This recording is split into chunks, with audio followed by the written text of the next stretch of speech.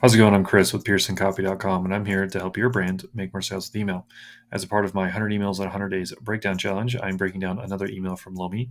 A week or two back, I broke down an email from them, one of their welcome emails. I believe it was their first welcome email, so go check that out if you like this one. I'm basically pulling this email back in because this brand, I really like the brand and what they're doing with email. Even though they're using quite a bit of design, I think they're copying the way they're approaching email, the strategy and the methods behind it are actually really insightful. So with that being said, I'll go ahead and break this email down for you. Context. I believe this email is part of a welcome series or a welcome sequence. If it's not, I would highly suggest it.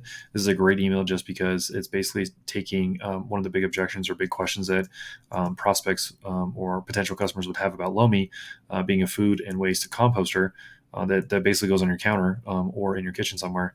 The big question is what can I actually put in this?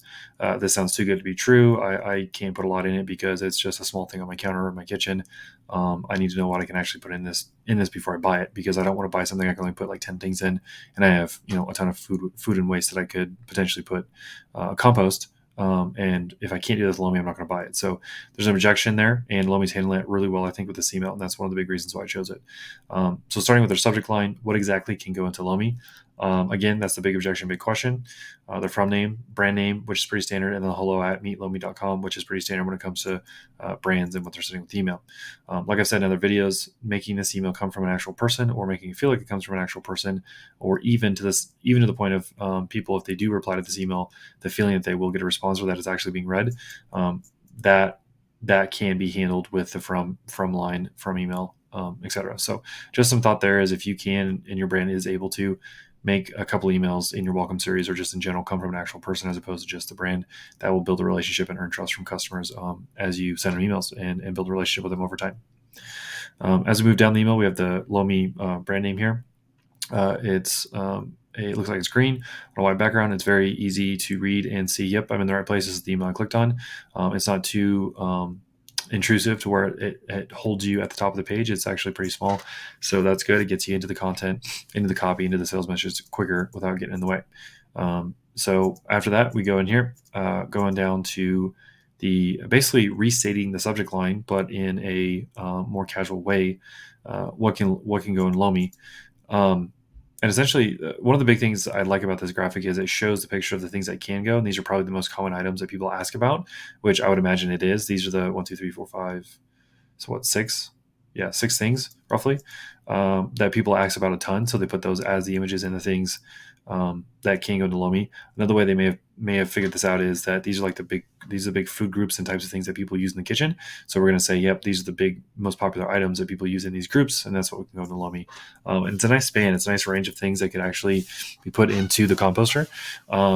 Which I think showing this visualization of the actual feature of what Lomi can do is a great way to show off the products. And the question again, it's a big question, big objection, and they're handling that really well. As we move down the email, we get to a little bit of copy here, which I really like. Did you know almost everything that you can eat can be put into a Lomi? Question. Meat scraps, yes. Checkmark. Dairy, yes. Checkmark. Leftovers, yes. Checkmark. So these again are probably the big three that people ask about because they want to use this for compost, but putting something into they usually have to take it outside and do a compost outside, but now they can keep it in the house and put it in Lomi. That's a big deal when it comes to these types of compost items, and it's probably one of the either follow-up questions or a very similar question of what can go in it. Frankly, this question of individual questions of like, can meat scraps go in? Can dairy go in? Can I put leftovers in this? They probably have a dozen or a couple dozen questions about specific types of food, and they just basically organize that under the big question or big objection is what can go in Lomi or what exactly can go into it.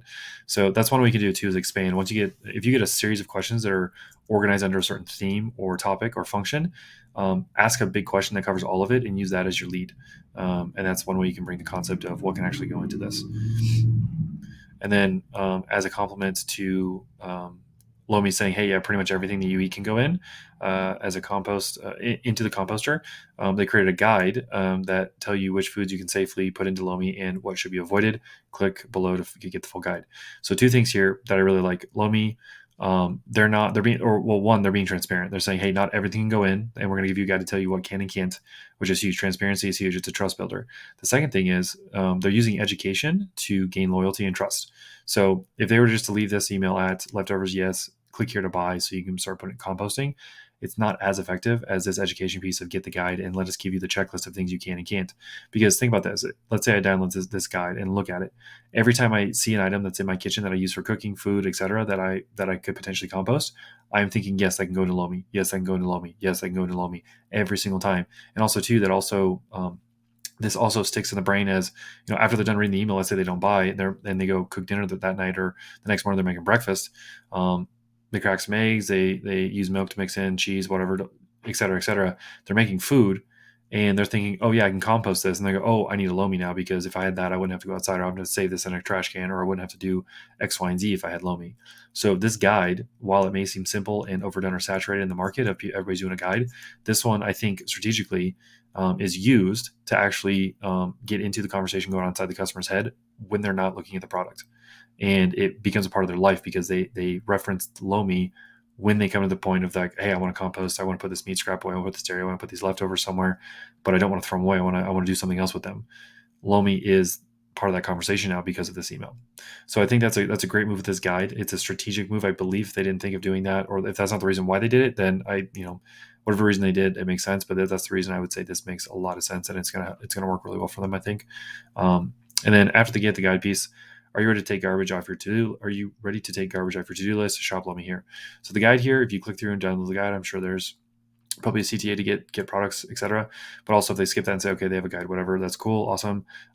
And they hit the main pain point here of why somebody would be asking the question of what can actually go into Lomi, because what somebody's doing is they're comparing, okay, my trash list, what I usually throw away and what I can compost. They're doing that in their head.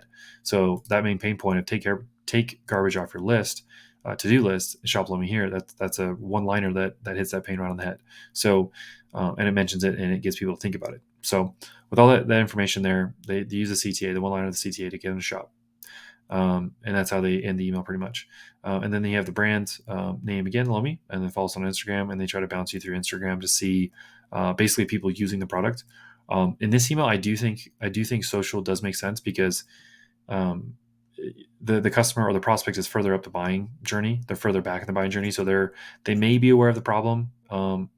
And they're probably not looking for a solution. They may be, but they're in the problem solution stage somewhere in that buying journey. And so giving them some education on, hey, this is the problem, this is how you define it, this is how you essentially solve that problem. And the solution, by the way, is Lomi. Instead of you having to just throw away scraps or whatever the food may be and waste it, you can actually compost it with our products. So I believe they're in the problem solution phase, or part of the buying phase. And this is one of the questions they ask, is what can actually go into it, because they're looking for a solution. And so I think the email does well. With that being said, I think Instagram works with that because they want to see how it works. People might be curious at this point, because based on the other emails, I haven't seen much on how Lomi actually functions, so the mechanism behind it.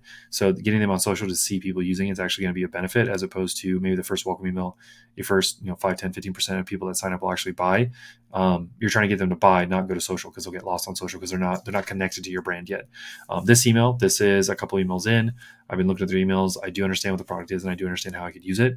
So that mechanism, I'm looking at, it's a problem. It's always one of my problems, but I'm still trying to connect those, or I'm still trying to figure out why it's the best choice. And this helps do that. It helps show the features and the benefits, and it gets me into the guide, builds trust, and it asks me to make the buying decision, right? And social just improves that, because it's like a demonstration of power, demonstration of effort, so they can actually be used.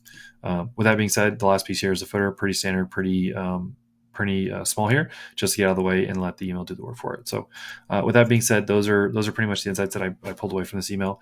If you liked these, and take them back to your brand, see if you can make more sales with it. If you do, let me know. I'd enjoy talking to you and see how that went. Otherwise, go check out my other videos. I'm doing 100 emails in 100 days as a breakdown challenge to help your brand make more sales with email. In the meantime, have a great day, and I'll talk to you later.